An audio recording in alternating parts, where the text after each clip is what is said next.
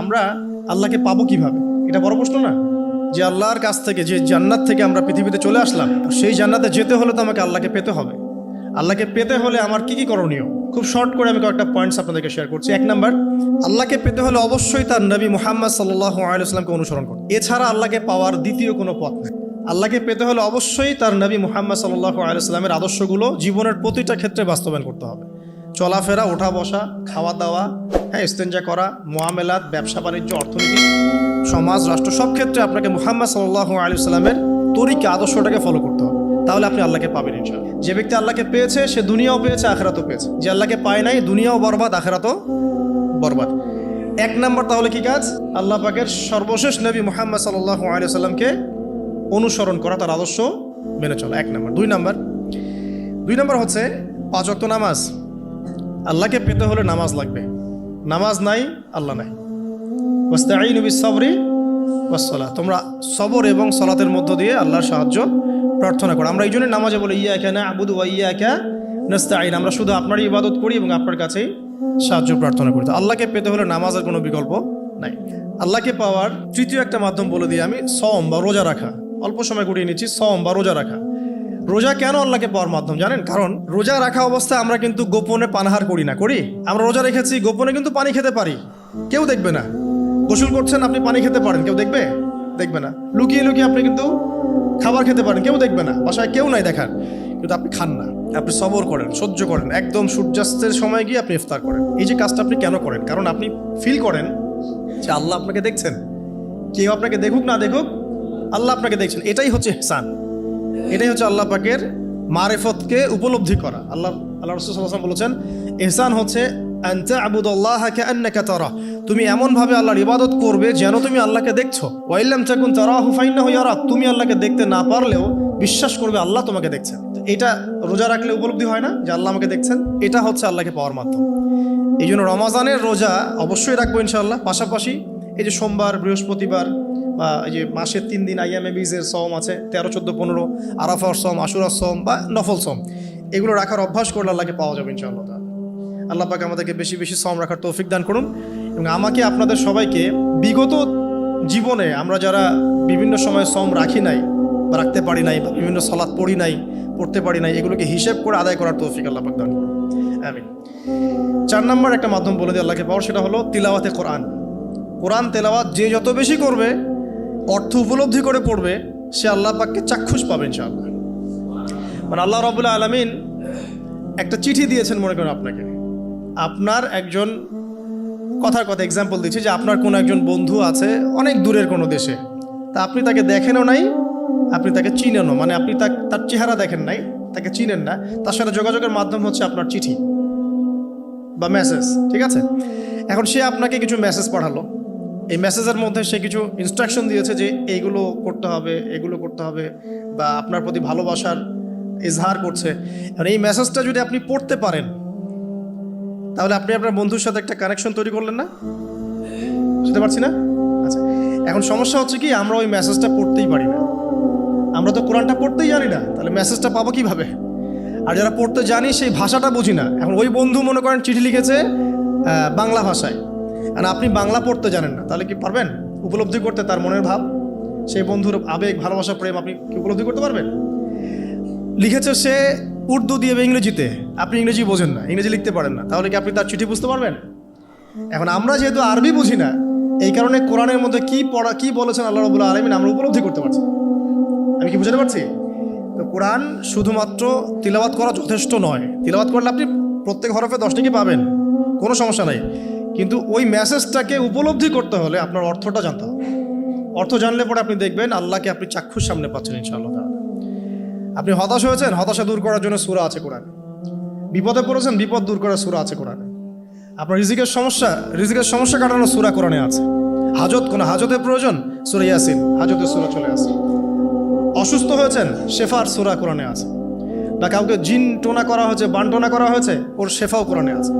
এমন কোনো বিষয় নাই যেটা আল্লাহ রাব্বুল আলামিন কোরআনের মধ্যে নাজিল করেন নাই। ব্যবসা করতে চান, কোরআন কথা বলবে, ঠিক আছে? আপনি সামাজিক বিষয়ে ডিল করতে চান, সূরা হুজুরাত কথা বলবে। আপনি ইতিহাস ভালোবাসেন, কোরআনে ইতিহাস দিয়ে ভর্তি করা আছে। আপনি কাব্য ভালোবাসেন, কবিতা পড়তে ভালোবাসেন, কোরআনের মধ্যে কবিতা দিয়েও ভর্তি আছে। আর রহমান আল্লামাল কোরআন খালাকাল ইনসান, এখানে ছন্দ আছে না? প্রত্যেকটা ছন্দ। ওয়ান নাজমি ইযা হাওয়া মা দাল্লা সাহিবুকুম ওয়া মা গাওয়া ওয়া মা ইয়ানতিকু আনিল হাওয়া, ছন্দ আছে না? আপনি উপন্যাস ভালোবাসেন, কোরআনে অনেক উপন্যাস আছে। যা চান তাই পাবেন কোরআনে। এক কথায় আপনি আল্লাহকে পাবেন কোরআনের মধ্য দিয়ে। তো কোরআনের সাথে যার সম্পর্ক যত বেশি, আল্লাহর মারেফত সে তত বেশি পাবে ইনশাআল্লাহু আজ্জা ওয়া জাল। 4টা বলেছি না? 5 নাম্বার হচ্ছে হজ উমরা করা। হজ উমরা আল্লাহ পাক আমাদের সবাইকে বেশি বেশি করার তৌফিক দেয়। হজ এবং উমরা এমন কিছু কাজ আছে যে কাজগুলো সরাসরি আপনার সাথে আল্লাহ পাকে কানেকশন করা। আরাফার মাঠে যাবেন, ওই মাঠে কি কিয়ামত হবে না? আল্লাহকে চিনতে পারবেন এখানেই। তারপরে যে সাই করেন না, সাফা মারওয়া সাই করে, ওখানে গেলে আপনি বুঝতে পারবেন যে কিভাবে ইসমাইল আলাইহিস ইসলামকে পানি দেওয়ার জন্য তার মা হাজারা এখানে দৌড়দৌড়ি করেছে। বাইতুল্লাহ দেখবেন, আপনি চিনবেন যে আল্লাহর তাওহীদ কি জিনিস। চোখে দেখার সাথে সাথেই আপনার ভিতরে এমন একটা ফিলিংস আসবে যেটা ভাষায় প্রকাশ করা যাবে না। চোখে দেখার সাথে সাথেই এমন একটা ফিলিংস আসবে, আপনাকে আমি এটা ভাষায় প্রকাশ করে বোঝাতে পারবো না। আপনি জানবেন ইব্রাহিম আলাইহিস সালাম এবং তার ছেলে ইসমাইল আলাইহিস সালাম বাপ বেটা মিলে রাজমিস্ত্রির কাজ করেছে। এটা আপনি জামজাম কূপ দেখবেন, পানি পান করবেন, আল্লাহকে চিনতে পারবেন যে এই কূপ তো অলৌকিক।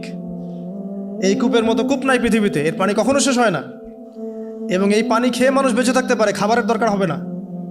দীর্ঘদিন পর্যন্ত এই পানি খেয়ে মানুষ বেঁচে থাকতে পারবে, খাবারের প্রয়োজন হয় না। তো এই পানির মধ্যে এমন কিছু উপাদান আছে যেটা মানুষের শরীরের রোগগুলোকে শেফা দিয়ে দিবে ইনশাআল্লাহ তাআলা আল্লাহর হুকুমে। তো প্রত্যেকটা কাজে রাসূল সাল্লাল্লাহু আলাইহি ওয়াসাল্লাম শহরে গেছেন মদিনায়, ওই মদিনার বাতাসটা আপনাকে বলে দিবে এটা একটা অন্যরকম শহর। ঠিক আছে?